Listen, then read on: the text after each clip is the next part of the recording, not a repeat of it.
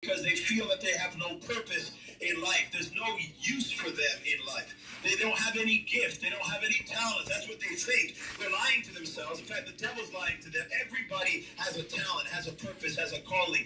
Everybody's fearfully and wonderfully made.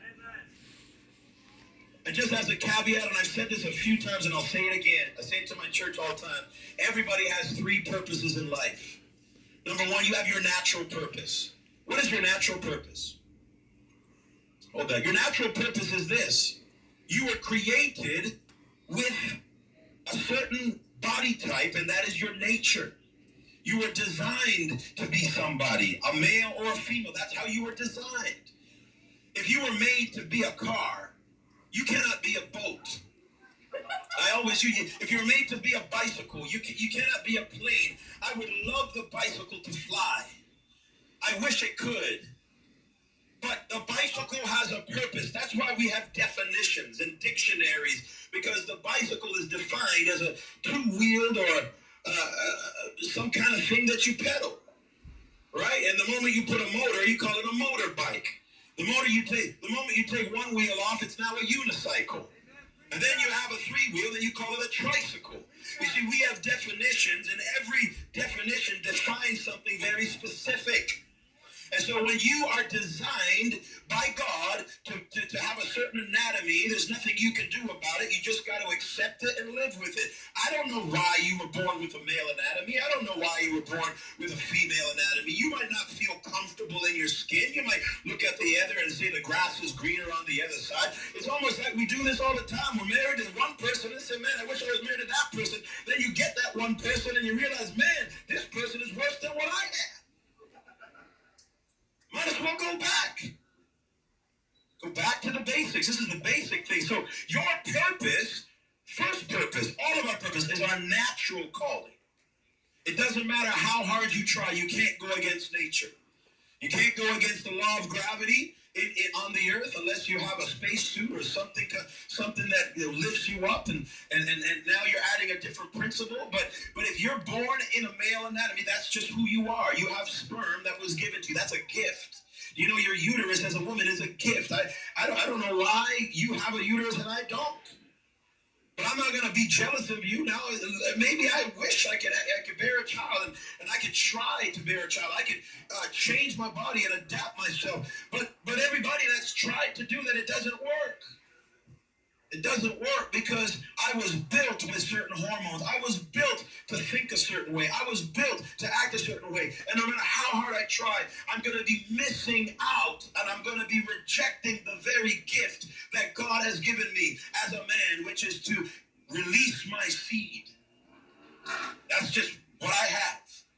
Now, there's a man that had seed, a talent in life, and he decided to bury his seed. How many people in life are burying their seed? They're denying their own gift. They're rejecting their natural calling for something that is unnatural. They have a talent, they don't use it. But the men that had other talents, they realize I have something to offer in this world. What do you have to offer in this world that somebody else doesn't have to offer? If you're a male, yes, you have something to offer. You have seed to offer. If you're a woman, you have a womb to offer. Now listen to me. I'm not saying give it to anybody. I'm not saying just treat it well, because everything that you have now has to be taken care of in a certain way, because we should be valuing the things that we have. This is the reason why God says to dress modest, because God wants you to value the things that you have. If you got, amen, come on somebody, hallelujah.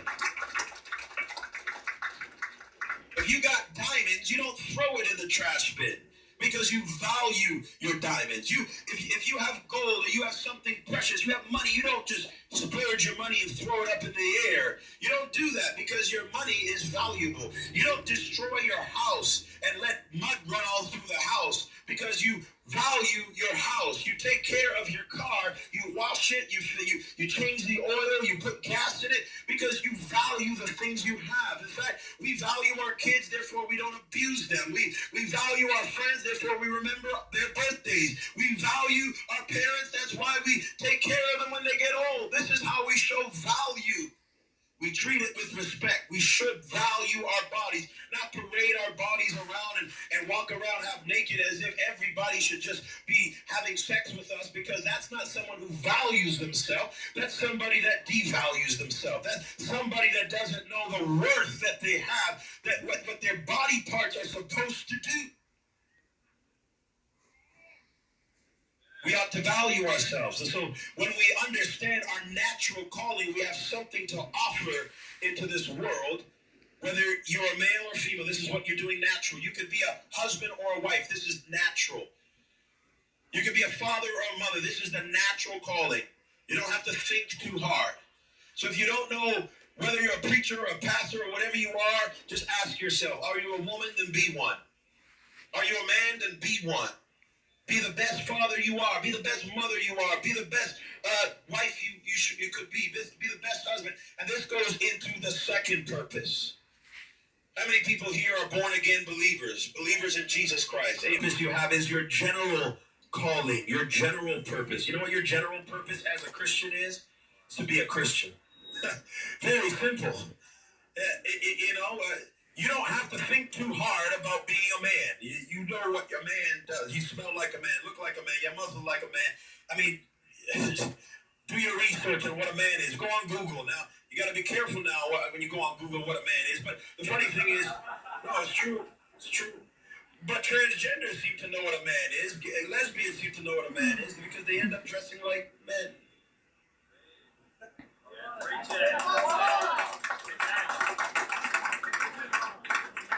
I don't know if anybody noticed that.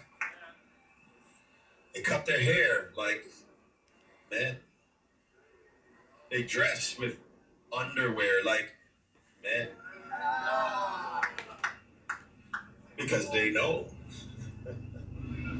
They know. They cut off their boobs like men. They wear suits and ties. They don't want to wear a skirt like a woman. Right before your face, man.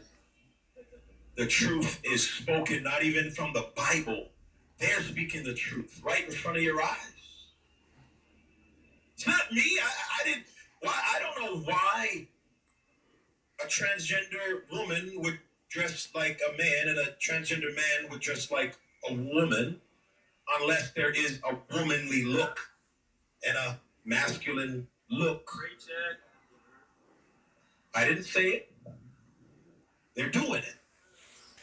So what that means is that all you need to do is look on Google and ask yourself, and even when you see those questionable things that are being preached and taught in society, then you just have to read between the lines and ask yourself, okay, well, if you're a transgender man and you're really a woman, and you're a transgender woman and you're really a man, okay, well then, okay, I can see what you're doing. You're dressing feminine. You're putting on high heels. You're looking a little dainty. You're talking with a higher voice, not a lower voice. It's strange because they know that women speak with a higher voice because they don't have an Adam's apple, but men do, and they're a little more bassy. So therefore, women should be a little more feminine and more tender and more looked after and receive flowers and walk around a little more like a little girl, because that's not how men act. That's how women are. Why? It's not that I think they do it a little too much. I mean, the average woman doesn't go like this all day, but they tend to be a little more feminine than a man.